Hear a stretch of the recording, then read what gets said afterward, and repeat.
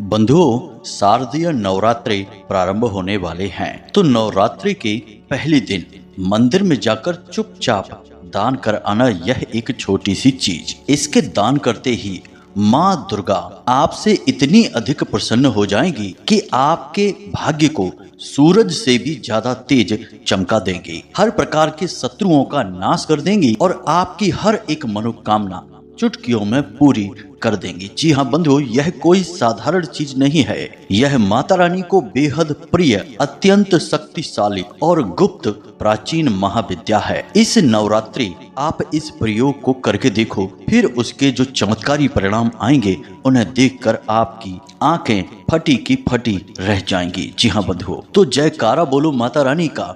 जगत माई महामाई माँ भद्रकाली की जय बोलो। माता रानी के सांचे दरबार की जय बोलो। धनु राशि वालों, आप सभी का स्वागत करते हैं धनु राशि भिंड यूट्यूब चैनल में। उठ जाग मुसाफिर भोर भई, अब रैन कहाँ जो सोवत है। जो सोवत है सो खोवत है, जो जागत है सो पावत है। तो अब आपको भी जागने का और कुछ करने का समय आ गया है। वैसे तो हम अपने हर एक कार्यक्रम में ही आपको हर बार कुछ न कुछ अद्भुत और बेहद ही शक्तिशाली क्रिया, उपाय और साधनाओं के बारे में बताते रहते हैं। जैसे हमने अपने पिछले कार्यक्रम में ही पितरों और यम को प्रसन्न करने के लिए श्याम और सबल नाम के दो श्वान को श्वान बलि देने यानी उन्हें भोजन देने का जो शक्तिशाली उपाय आपको बताया, वह कोई साधारण क्रिया नहीं है। जो इंसान इस क्रिया को करेगा उसके जीवन में चमत्कारी परिवर्तन आएंगे ही। लेकिन अब समय बदल चुका है। अब माता रानी आ रही हैं, और जब माता रानी ही आ रही हैं, जगत माई महामाई आ रही हैं, तो फिर डर काहे का। अब तो सारी समस्याओं के पिंजड़े माता रानी खोल डालेंगी और हर एक दुख दर्द को मिटा देंगी और वो खुशियां देंगी जिनके लिए आप अब तक तड़प रहे थे। जी हाँ बंधुओं, आज के इस कार्यक्रम में हम जिस एक चीज के बारे में आपको बताने जा रहे हैं, यह बहुत ही गुप्त, बहुत ही शक्तिशाली क्रिया है और इसे केवल वो ही लोग बता सकते हैं जिनके पास स्वयं साधनाओं के लंबे चौड़े अनुभव होते हैं, जिन्होंने माता रानी की अनुभूतियां प्राप्त की हैं और उन्हीं के द्वारा बताए जाने पर ये क्रिया फलित होने वाली है। कोई साधारण पुरुष यदि इस क्रिया को नकल करके किसी को बता भी देगा तो यह क्रिया फलित नहीं होगी, क्योंकि इस क्रिया में गुरु आशीर्वाद की बहुत अधिक आवश्यकता होती है और यह क्रिया गुरु शिष्य परंपरा के माध्यम से ही दी जा सकती है। याद रखना बंधुओं कि जब भी कोई व्यक्ति किसी दूसरे व्यक्ति को ज्ञान देता है तो वह हमारी वैदिक परंपरा के अनुसार उस व्यक्ति का औपचारिक गुरु बन जाता है। और यहीं पर जब दैवीय क्रियाओं की बात की जाती है, दैवीय शक्तियों के आशीर्वाद को दिलवाने की बात की जाती है, तब गुरु शिष्य परंपरा का पालन होना अत्यंत अनिवार्य है, अन्यथा क्रियाएं फलित ही नहीं होती हैं। याद रखना कि छोटे मोटे उपाय तो कोई भी बता देता है और उनसे थोड़े बहुत लाभ भी प्राप्त हो जाते हैं, लेकिन विशिष्ट और बहुत ही शक्तिशाली उपाय जो कि सचमुच में कारगर होते हैं, 100% काम करते हैं, उन्हें केवल अनुभवी साधक ही दे सकते हैं और आपको भी उन्हें ऐसे व्यक्तियों से ही लेना चाहिए। अब आप यहाँ पर यह सोचेंगे कि हम कैसे जाने कि जो हमें बता रहा है वह अनुभवी साधक है भी या नहीं। तो सीधी सी बात है कि जो अनुभवी साधक होगा उसकी बातें आपके दिल में प्रवेश कर जाएंगी। वह जीवन के ज्ञान की बात करेगा, अनुभव की बात करेगा, वह आपको ज्ञान की गहराई तक लेकर जाएगा, क्योंकि उसने ज्ञान हासिल किया है, उसने मेहनत की है। और जो नकल कर करके बोलेगा उसकी बातें बड़ी ऊट पटांग और बेसिर पैर की होंगी और अपनी हल्की बातों से ही वह खुद का परिचय दे देगा कि वह कोई साधक नहीं है, बस इधर उधर से सुनकर आपको कुछ बता रहा है। बंधुओं, याद रखना कि जो भी बातें हम आपको बताते हैं वे हमारे अपने व्यक्तिगत अनुभवों पर आधारित होती हैं, लंबी गहरी साधनाओं के अनुभवों पर, माता भद्रकाली की कृपा और आशीर्वाद पर आधारित होती हैं। तो अब इस कार्यक्रम में हम जिस एक चीज के बारे में आपको बताने जा रहे हैं, उस एक चीज में बहुत अधिक शक्ति है और पूरे 9 दिन तक वह आपके जीवन में शुद्ध सकारात्मक ऊर्जा को भर देगी, आपके जीवन से हर एक कष्ट को समाप्त कर देगी और जिन जिन चीजों की आपके जीवन में कमी है वे सारी चीजें आपको ला कर देगी। जी हाँ बंधुओं, आप कह सकते हैं कि स्वयं माँ चामुंडा देवी आपको सब कुछ ला कर देने वाली हैं। लेकिन इसके लिए कुछ विशेष नियम भी होंगे। दिव्य शक्तियां यूं ही सड़क पर घूमने वाले कोई मामूली लोग नहीं हैं। ये परम पवित्र, परम शक्तिशाली और परम दिव्य अनुभूतियां होती हैं, ऊर्जाएं होती हैं। इन्हें साधना पड़ता है और इन्हें साधने के लिए कुछ विशेष नियमों का पालन करना होता है। तो अब ना केवल हम आपको इस एक चीज के बारे में बताएंगे, बल्कि आपको सारे नियम और विधि विधान के बारे में भी बताएंगे। हालांकि जो व्यक्ति मन के सच्चे हैं, सात्विक हैं, उनके लिए कोई कठिन नियम नहीं है। कठिन नियम तो उनके लिए है जो तामसिक प्रवृत्ति के इंसान हैं, जिनका भोजन ही और व्यवहार ही तामसिक है। उन्हें कठिनाई अवश्य आएगी, क्योंकि उन्हें व्यवहारिक परिवर्तन करने होंगे। खैर, जो भी है, आप अभी देख ही लेंगे कि हम किन बातों के बारे में आपको बताने जा रहे हैं। कोई कठिन नियम नहीं है, आप आसानी से उन्हें पालन कर लेंगे, पूरा कर लेंगे। और यदि 9 दिनों तक आप लगातार इन नियमों का पालन कर पाते हैं, तो फिर हम गारंटी के साथ कहते हैं कि आपका जीवन 100% बदल जाएगा। यह हमारा अपना अनुभव भी है और हमने कई लोगों में इस प्रकार के प्रयोग करके देखे हैं और बहुत ही पॉजिटिव रिजल्ट हमें मिले हैं। और अब माता रानी आ ही रही हैं, तो हम सोच रहे हैं कि आपको यह गुप्त ज्ञान और बेहद शक्तिशाली विद्या दे दी जाए, क्योंकि यही उचित समय है। तो बंधु, आप इस ज्ञान का पूरा सम्मान करना और सात्विक मनोकामनाओं की पूर्ति के लिए ही इसका प्रयोग करना। मतलब कि कोई ऐसी मनोकामना मन में मत मान बैठना जिससे किसी की हानि होती हो। आपको लाभ हो इसमें तो अच्छी बात है, लेकिन किसी की हानि हो यह गलत बात है। तो बस आपको इस बात का ख्याल रखना है। बंधुओं, कार्यक्रम को अंत तक अवश्य देखना। यदि सचमुच में आपको अपने जीवन में कुछ बदलना है, यदि केवल टाइम पास ही करना है, तो कोई बात नहीं है, आप इसी समय इसे छोड़कर चले जाइए, क्योंकि हम ज्ञान केवल उसी को देना चाहेंगे जिसे सचमुच में इसकी जरूरत है। तो उम्मीद करते हैं बंधुओं, आप हमारी भावनाओं को समझ रहे होंगे और हम जो कहना चाहते हैं उन बातों के सही मतलब को भी आप समझ चुके होंगे। तो चलिए आज के इस विशिष्ट कार्यक्रम की शुरुआत करते हैं, लेकिन उससे पहले हम अपनी परंपरा अवश्य निभाएंगे और माता रानी को आभार अवश्य व्यक्त करेंगे। तो कमेंट बॉक्स में पूरे भक्ति भाव के साथ, प्रेम के साथ लिखिए, जय माँ भद्रकाली कृपा करो। माता रानी निश्चित तौर पर आपके ऊपर पूरी कृपा बनाएंगे, पूरा आशीर्वाद देंगी, आपका जीवन धन्य हो जाएगा। साथ ही साथ बंधुओं, हम चाहेंगे कि आप यदि इस चैनल कार्यक्रम पर पहली बार आए हैं, तो आप इस चैनल को सब्सक्राइब भी जरूर कर लें, अभी कर लें, क्योंकि ऐसा करते ही आप ना केवल माता रानी के दिव्य परिवार के सदस्य बन जाएंगे, बल्कि प्रतिदिन विशिष्ट धार्मिक और वैदिक ज्ञान भी आपको प्राप्त होगा, जैसा पूरा YouTube पर कोई आपको दे नहीं सकता है, क्योंकि यहाँ तो कॉपी पेस्ट सिस्टम चल रहा है। अनुभव किसी के पास नहीं है, बस इसका उसका सुनकर लोग बोल रहे हैं। जबकि हमारे संपूर्ण कार्यक्रम माता रानी की पूरी कृपा, आशीर्वाद और अनुभूतियों के आधार पर ही प्रसारित किए जाते हैं, माता रानी के धाम से प्रसारित किए जाते हैं। इसलिए आप गलत ज्ञान कहीं से ना हासिल कर लें, तो इस चैनल को जल्दी से सब्सक्राइब करके इसके सदस्य बन जाएं और सर्वथा श्रेष्ठ ज्ञान ही प्राप्त करें। तो चलिए बंधुओं, जल्दी से चैनल को सब्सक्राइब करिए, फिर आगे बढ़ते हैं। तो बंधुओं, हम आपको इस विशिष्ट और गुप्त चीज के बारे में बताएं, उससे पहले हम चाहेंगे कि आप माता रानी के दिव्य स्वरूपों को अपने जीवन में कैसे उतारा जाए शास्त्रों के अनुसार, इस बात को भी समझ लें। तो आपको बहुत आनंद आएगा इस कार्यक्रम को सुनने में और देखने में। तो अब ध्यान से सुनिए, बातें बड़ी ही विशेष हैं और अद्भुत हैं, आपने पहले कभी सुनी नहीं होगी, हम इस बात की आपको गारंटी देते हैं। तो ब्रह्मा जी ने महिषासुर नाम के एक दानव को आशीर्वाद दे दिया, या यूं कहें कि वरदान दे दिया कि अब उसे कोई मार नहीं सकता है। और उसने हाहाकार मचा दिया और फिर तीनों देवताओं ने साथ मिलकर आवाहन किया शक्ति के शुद्ध स्वरूप का, और संपूर्ण शक्ति प्रकट हुई, जिनमें कि स्वयं ब्रह्मा विष्णु महेश की शक्ति भी समाहित हुई देवी दुर्गा के रूप में। और उन्होंने 9 दिन लगातार घमासान युद्ध करके 10वें दिन दुर्गा देवी ने महिषासुर नाम का जो दानव था उसका वध कर डाला। अब इस कहानी से हमें क्या सीख मिलती है, जरा आप इस पर गौर करिए। शास्त्रों में जो कहानियां बताई जाती हैं वे केवल रोचक कहानियां या प्रसंग नहीं होते हैं, वे हमारे जीवन के लिए बहुत विशेष ज्ञान का पिटारा होते हैं, परंतु उन्हें समझ पाने के लिए थोड़ा वेदज्ञ होना पड़ता है। भौतिकवादी व्यक्ति इन्हें ना तो रुचि से सुनते हैं और ना ही इन्हें समझ सकते हैं। तो अब ध्यान से सुनिए, यह महिषासुर कौन है? महिषासुर है हमारी बुरी प्रवृत्तियां। और बुरी प्रवृत्तियां क्या हैं? हमारे व्यसन। व्यसन कई प्रकार के होते हैं, इसीलिए महिषासुर बहुत शक्तिशाली था, क्योंकि व्यसन बहुत शक्तिशाली होते हैं। इंसान को जब जकड़ लेते हैं तो फिर जीवन भर छोड़ते नहीं हैं। कोई शराब पीना शुरू कर देता है, उसे लत लग जाती है, तो शराब पीते पीते ही उसकी मृत्यु हो जाती है, परंतु शराब नहीं छूटती है।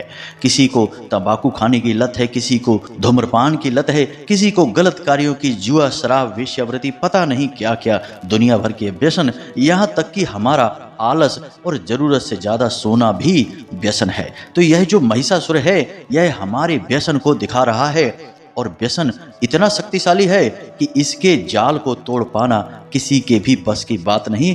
इसे तो केवल वही तोड़ सकता है जिसने ब्रह्मा, विष्णु, महेश और शक्ति को साध लिया हो। अब ब्रह्मा, विष्णु और महेश को साधना क्या है, शक्ति को साधना क्या है, जरा इसे भी ध्यान से समझिए। बंधुओं, आपको यह ज्ञान कहीं भी नहीं मिलेगा सुनने को, हम गारंटी के साथ कहते हैं, क्योंकि लोग सिर्फ सुन सुनाकर बोलते हैं, खुद अनुभव नहीं करते हैं और ना ही शास्त्रों को गहराई से पढ़ते हैं। तो ध्यान से सुनिए, यह संपूर्ण सृष्टि त्रिगुणात्मक है, जो 3 देवों का प्रतीक है, यानी उत्पत्ति, पालन और संहार। अब उत्पत्ति के जो देवता हैं उन्हें ब्रह्मा जी कहा जाता है और ये रजोगुण के सूचक होते हैं। उसी प्रकार भगवान विष्णु सृष्टि के पालनहार हैं और इन्हें सतोगुण से जोड़ा जाता है। इसी प्रकार भगवान महेश यानी कि शंकर जी तमोगुण के कारक हैं, जो सृष्टि के विनाश के कारक बनते हैं, तो इन्हें तमोगुण से जोड़ा जाता है। यानी कि ये 3 गुण हर एक इंसान के अंदर भी विद्यमान होते हैं। हर व्यक्ति के अंदर उत्पत्ति, विनाश और पालन के गुण होते हैं। अब आप खुद ही अंदाजा लगाइए, किसी आदमी ने नौकरी की, एक घर बनवाया, घर गृहस्थी उसने पहले बनाई, फिर उसका संचालन किया। अपने जीवन को पहले उसने बनाया, फिर उसका संचालन किया। ये सारे के सारे गुण इंसान के कार्यों में झलकते हैं। लेकिन जब इंसान के ऊपर उसकी वृत्तियां, उसका व्यसन उस पर हावी हो जाता है, तो वह शक्तिहीन हो जाता है और फिर उसके 3 गुणों का नाश हो जाता है और वह निढाल होकर, बेहाल होकर बस पड़ा रहता है, शिकायतें करता रहता है, जीवन में कुछ भी हासिल नहीं कर पाता है, बस कोसता रहता है, कभी किस्मत को, कभी भगवान को और कभी अपने माँ बाप को। तो यह जो व्यसन रूपी महिषासुर है, यह जो हर इंसान के जीवन में प्रवेश करके उनके जीवन को, तरक्की को रोक देता है, इसे दूर हटाना या इसका विनाश करना बहुत आवश्यक है।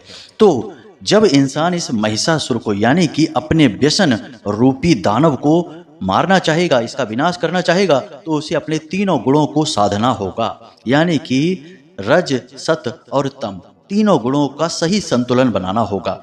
कब उसे कोई कार्य करना है, कब उसे उस कार्य को सही तरीके से चलाना है और कब उसे रोक देना है। जैसे किसी इंसान ने एक दुकान खोली, तो उसने ब्रह्मा जी के रूप में उस दुकान की उत्पत्ति की और उसके बाद उसका संचालन किया, तो विष्णु जी के रूप में उसने उस दुकान का सही संचालन किया और फिर शाम के समय जब उसने उस दुकान को बंद किया, उसका शटर डाला, तो उसने शिव के रूप में उस दुकान को बंद कर दिया। अगले दिन वह यही क्रिया फिर से दोहराएगा, लेकिन जब उसके ऊपर व्यसन हावी हो जाएगा, यानी महिषासुर हावी हो जाएगा, तो वह उल्टे सीधे कार्यों में लिप्त हो जाएगा, शराब पीने लगेगा, कभी उल्टे सीधे काम करेगा, तो वह अपने इस कार्य को भूल जाएगा। यही है महिषासुर का जीवन में प्रवेश करना। अब जब उसे इस बात का एहसास होगा कि उसके जीवन का विनाश हो रहा है इस व्यसन रूपी महिषासुर के रूप में, तो फिर वह अपने 3 गुणों को साधेगा सबसे पहले, यानी कि अपने काम पर सबसे पहले जाएगा, अपने काम पर पूरा ध्यान देगा, अपने व्यापार, अपनी जिंदगी, अपने परिवार, अपने कैरियर पर पूरा फोकस लगाएगा। उसके बाद फिर उसे जरूरत होगी शक्ति की, क्योंकि किसी भी कार्य को करने के लिए दिमाग को एक जगह एकाग्रचित होकर मेहनत करने के लिए शक्ति की आवश्यकता होती है और शक्ति के रूप में फिर प्रकट होंगी 3 गुणों से मिलकर देवी दुर्गा। और जब देवी दुर्गा इन 3 गुणों के साथ मिलकर कार्य करेंगी, तो जैसे माता रानी को महिषासुर के मर्दन में 9 दिन का समय लगा, वैसे ही व्यसन की वजह से आपके जीवन में जो परेशानी और विनाश आया, उसे भी आप रातों रात नहीं मिटा पाएंगे, आपको भी समय लगेगा। 10 दिन लग सकते हैं, 1 महीना लग सकता है, 6 महीने लग सकते हैं या 1 साल लग सकता है, लेकिन माता रानी की कृपा यानी कि शक्ति के स्वरूप और तीनों देवों को साधने के बाद आप इस व्यसन रूपी महिषासुर का मर्दन जरूर कर ही देंगे। जी हाँ बंधु, नवरात्रि का जो पर्व है यह वर्ष में 4 बार आता है, 2 बार गुप्त और 2 बार उजागर। अब ये चारों रूपों में माता रानी की यही लीला होती है, यानी साल में 4 बार यह लीला माता रानी की होती है। और हमारे जो सिद्ध संत पूर्वज या जिनको कहें कि जो देवताओं के समान बुद्ध पुरुष थे, उन्होंने मानव जाति को सीख देने के लिए इस विचित्र और बड़ी ही ज्ञानप्रद कहानी को शास्त्रों में गढ़ा। जी हाँ बंधुओं, ताकि मानव सीखे, और इसीलिए नवरात्रि साल में 4 बार आती हैं। अब कोई कहेगा कि नहीं महाराज 2 ही बार आती हैं। अरे तो आपको अभी सही ज्ञान नहीं है। 2 नवरात्रि वैष्णव होती हैं और 2 नवरात्रि शैव होती हैं। 4 नवरात्रियां होती हैं। तो आप समझिए कि यहाँ पर 4 बार आपको चेताया जा रहा है, जगाया जा रहा है कि यह जो आपके जीवन में महिषासुर आ रहा है व्यसन रूपी, इसे दूर भगाओ, इसका मर्दन करो। 4 बार आपको जगाया जा रहा है। जी हाँ बंधु, तो उम्मीद करते हैं कि आपको यहाँ तक सारी चीजें समझ में आ गई होंगी कि कितनी खूबसूरती के साथ इंसान के जीवन को संवारने की कोशिश की गई है हमारे शास्त्रों के माध्यम से, माता रानी की कृपा से और देवी देवताओं के और हमारे उन दिव्य पुरखे पूर्वज और ऋषि मुनियों के माध्यम से। अब हम तब भी न सीख ले पाएं, हम तब भी केवल माता रानी के आगे जाकर आरती गा दें और एक दीपक जला दें और हम सोचें कि हमारा उद्धार हो जाएगा। तो नहीं भाई, ऐसा नहीं होता है। आपको प्रयास तो करने ही होंगे, 100% प्रयास आपका ही होगा। भगवान तो बस आपको सहारा देंगे। बिल्कुल उसी प्रकार जिस प्रकार की कोई बालक जब पहली बार साइकिल चलाना सीखता है तो सीट पर बैठेगा बालक ही, पैडल भी बालक ही लगाएगा और हैंडल भी बालक ही देखेगा। पिता तो केवल पीछे से कैरियल को थोड़ी देर के लिए पकड़ेंगे और थोड़ी देर बाद जब वो देख लेंगे कि पुत्र चलाने लायक हो गया है तो फिर धक्का देते देते छोड़ देंगे। अब बालक चलाएगा और धीरे धीरे सीख जाएगा। अब आप कहें कि पिता ही साइकिल को चलाएं और हर वक्त पुत्र को लेकर घूमते रहें तो कभी पुत्र चलना तो सीख ही नहीं पाएगा, साइकिल को चला ही नहीं पाएगा। तो जैसे हमारे जीवन में हमारे पिता की भूमिका रही है, वैसे ही हमारे परम पिता की भूमिका हमारे इस संपूर्ण जीवन काल और संपूर्ण चराचर ब्रह्मांड और जगत में रहती है। इसे समझना चाहिए। तो बंधु, उम्मीद कर रहे हैं कि यहाँ तक आपको बातें समझ में भी आई हैं और अच्छी भी लगी हैं। जो धार्मिक हैं, शांत हैं, गंभीर हैं और ज्ञान पिपासु हैं, उनके लिए तो हमारी बातें अच्छी हैं। बाकी जो टाइम पास के लिए आए थे और रातों रात चमत्कार हो जाने वाली कोई मणि या फिर पारस पत्थर की तलाश कर रहे थे, उनके लिए तो इस वीडियो में जो बातें हम बता रहे हैं सब बकवास हैं। उन्हें पारस पत्थर की तलाश में जल्दी से जल्दी अभी निकल जाना चाहिए, अपना समय खराब ना करें। तो चलिए बंधु, यहाँ तक तो सारी बातें आपने समझ ली हैं। अब हम आपको बताते हैं उस एक विशेष चीज के बारे में कि आप अपने जीवन में माता रानी का अवतरण कैसे करेंगे, कैसे त्रिदेव की शक्तियों को आप साधेंगे और भगवान की दिव्य शक्ति या यूं कहें कि माता रानी की दिव्य शक्ति कैसे आपको पीछे से धक्का लगाएगी और आप कामयाबी की ओर खींचे चले जाएंगे। जी हाँ बंधुओं, तो ध्यान से सुनिए सारी बातों को। अब इस एक चीज के बारे में आपको हम बताएं, उससे पहले एक सवाल, बिल्कुल मौलिक सवाल है, आध्यात्मिक सवाल है कि भगवान को सबसे अधिक प्रिय एक इंसान के अंदर क्या है, यानी कि इंसान के वे कौन से गुण हैं जिन्हें देखकर भगवान बहुत प्रसन्न होते हैं। जरा विचार करके बताइए। ठीक है, आपने विचार कर लिया, अब हम आपको बताते हैं। भगवान श्री राम के वैसे तो कई भक्त हैं, तमाम भक्तों से भगवान हर वक्त घिरे रहते थे, जैसे सुग्रीव हैं, जामवंत हैं, अंगद हैं, ऐसे पता नहीं कितने, विभीषण भी हैं। लेकिन भगवान को सबसे प्रिय भक्त कौन है, जरा विचार करके बताइए। जी हाँ, आपने सही जवाब दिया, हनुमान जी। अब हनुमान जी ही भगवान को सबसे अधिक प्रिय क्यों हैं, इस बारे में विचार करके देखिए तो आपको पता चल जाएगा कि आपको क्या करना है कि आप भगवान के प्रिय भक्त बन जाएंगे। हनुमान जी की कौन सी खूबियां हैं, ध्यान से सुनिए। सबसे पहली खूबी है हनुमान जी की विनम्रता। जी हाँ बंधु, हनुमान जी हद से ज्यादा विनम्र हैं। हनुमान जी किसी का अपमान नहीं करते हैं, सबके सामने झुक कर बात करते हैं। कड़वी जबान नहीं है हनुमान जी की, कहने का मतलब यह है। दूसरी बात कि हनुमान जी किसी भी काम को छोटा या बड़ा नहीं समझते हैं। जब श्री राम जी ने कहा कि हनुमान, हमने तो विभीषण को लंकापति बना दिया और सुग्रीव को किष्किंधा का पद दे दिया और हमने भी अयोध्या के राजा का पद ले लिया, तुम्हें तो कोई पद ही नहीं दिया। तो हनुमान जी ने प्रभु श्री राम के दोनों पद उठाकर अपने सिर पर रख लिए और बोले, प्रभु हमें तो 2-2 पद मिल गए हैं, आप सबको तो एक ही एक पद मिला है और हमें जो पद मिला है वो तो हमारे प्रभु का पद है। दो दो पद मिले हैं तो इससे बढ़कर हमारे लिए खुशी की क्या बात होगी। तो अब ऐसे हैं हमारे हनुमान जी। तो अब ध्यान से समझिए कि हनुमान जी के जो गुण हैं वे गुण आपके अंदर होने चाहिए। तो क्या हनुमान जी शराब पीते हैं? क्या हनुमान जी व्यभिचार करते हैं? क्या हनुमान जी झूठ बोलते हैं? क्या हनुमान जी किसी का अपमान कर देते हैं, किसी का शोषण करते हैं? बंधुओं, ये बातें बड़ी ही सरल हैं सुनने में और ऐसा लगता है कि हाँ ये बातें तो सुनने की हैं, हकीकत में ऐसा कुछ भी नहीं होता है। लेकिन बंधुओं, हकीकत में ऐसा ही होता है। समाज यदि गंदा हो गया और सारा का सारा वातावरण नकारात्मक हो गया तो इसका मतलब यह नहीं कि आप भी गंदे हो जाएं, आप भी नकारात्मक हो जाएं। यदि आप नाली में कहीं गिर जाते हैं और आपके कपड़े गंदे हो जाते हैं, शरीर पर भी यदि आपके गंदगी लग जाती है तो आप सबसे पहले क्या करेंगे? पहले खुद को साफ करेंगे, फिर अपने कपड़ों को साफ करेंगे। यह तो नहीं कहेंगे कि अरे अब तो हम नाली में गिर गए, चारों तरफ गंदा पानी ही है, कचड़ा ही है, तो अब तो एसी में रहना पड़ेगा, हमें भी गंदा होना ही पड़ेगा, मजबूरी है, क्या करें। जी नहीं, आप ऐसा नहीं करेंगे। तो बस अपने व्यवहारिक जीवन में भी आपको ऐसा नहीं करना है।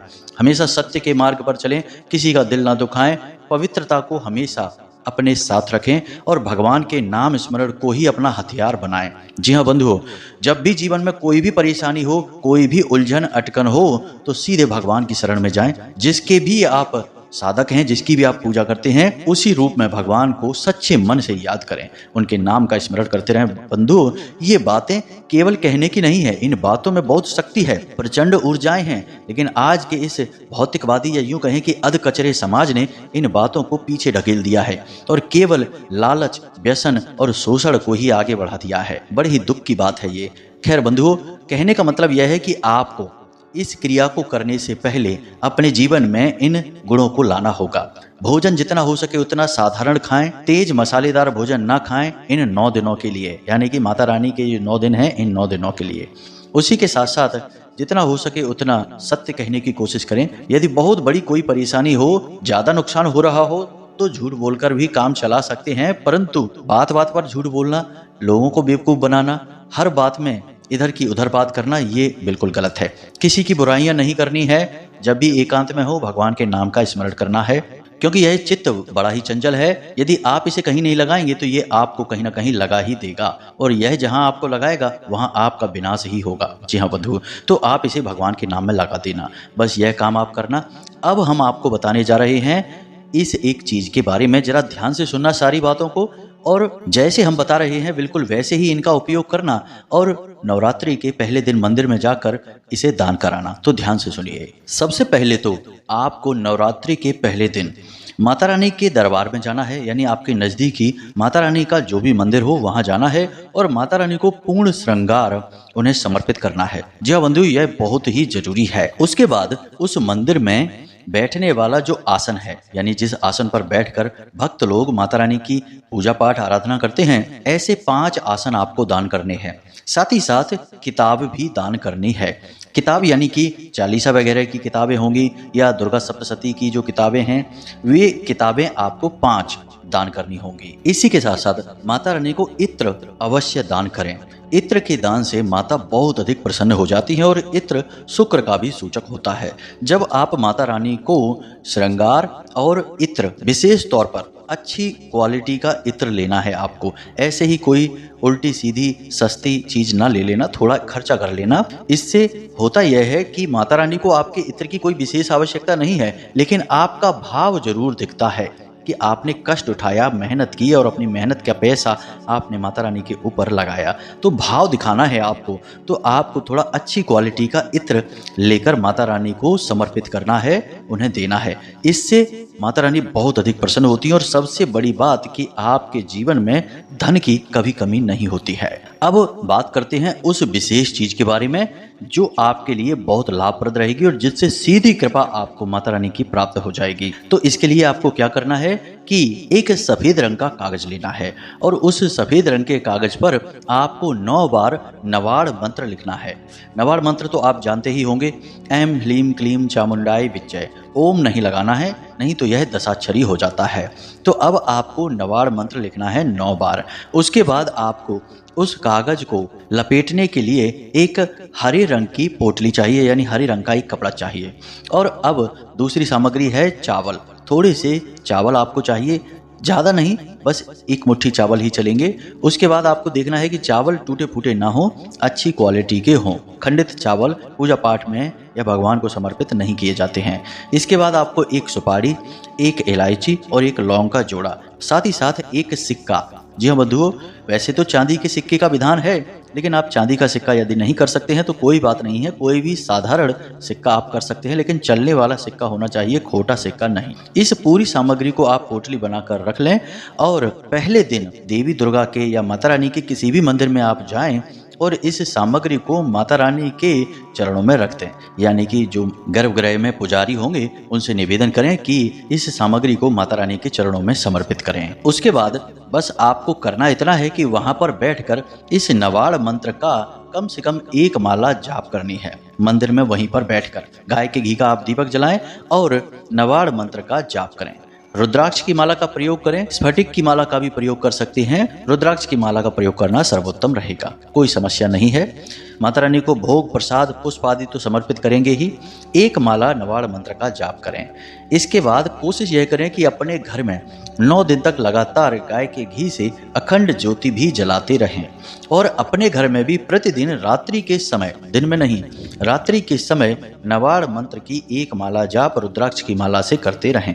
यानी पहले दिन यह क्रिया आप मंदिर में करेंगे, उसके बाद आपको प्रतिदिन यह क्रिया 9 दिनों तक लगातार अपने घर में करते रहनी होगी। बस इतना सा आपको करना है और वह जो सामग्री आपने माता रानी के चरणों में रखी है उसे वहीं रखी छोड़ दें। केवल उसके अंदर जो कागज आपने 9 बार माता रानी का मंत्र लिखकर रखा था, उस कागज को पुजारी जी से कहकर वापस ले लें और माता रानी के दिव्य दरबार का आशीर्वाद प्राप्त जो सिंदूर है उसे उस कागज पर लगवा लें। वह माता रानी की प्रसादी होगी जो आपके काम आएगी और उस कागज को लाकर आप अपने घर में, अपने पूजा घर में रख लें।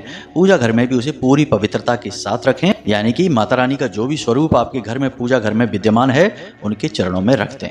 बस इतनी सी क्रिया आपको करनी है और 9 दिन तक लगातार इस क्रिया को दोहराते रहेंगे और फिर देखिए कि कैसे जादुई चमत्कार आपके जीवन में होते हैं। बाकी जीवन शैली में भी आपको परिवर्तन करने होंगे, हमने आपको इसके बारे में बता दिया है, क्योंकि सारी चीजों को एक साथ मिलाकर कार्य करने से ही महापरिवर्तन आते हैं। वरना आप केवल एक ही कार्य करेंगे और बाकी किसी चीज पर ध्यान नहीं देंगे तो परिवर्तन बहुत ही सूक्ष्म होंगे, हो सकता है आपको दिखाई भी ना दें।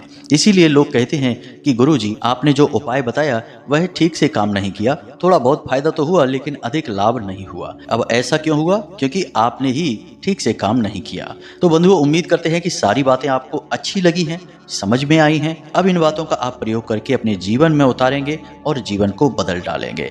तो चलिए आज के इस विशेष कार्यक्रम को यहीं समाप्त करते हैं। यदि कोई प्रश्न आपके मन में उठे तो आप कमेंट करके पूछें या फिर डिस्क्रिप्शन में दिए गए व्हाट्सएप नंबर पर मैसेज करके भी पूछ सकते हैं। मिलते हैं अगले विशेष कार्यक्रम में। प्रेम से बोलिए जय माई की, जय मां भद्रकाली। माता रानी आपका कल्याण करें। धन्यवाद।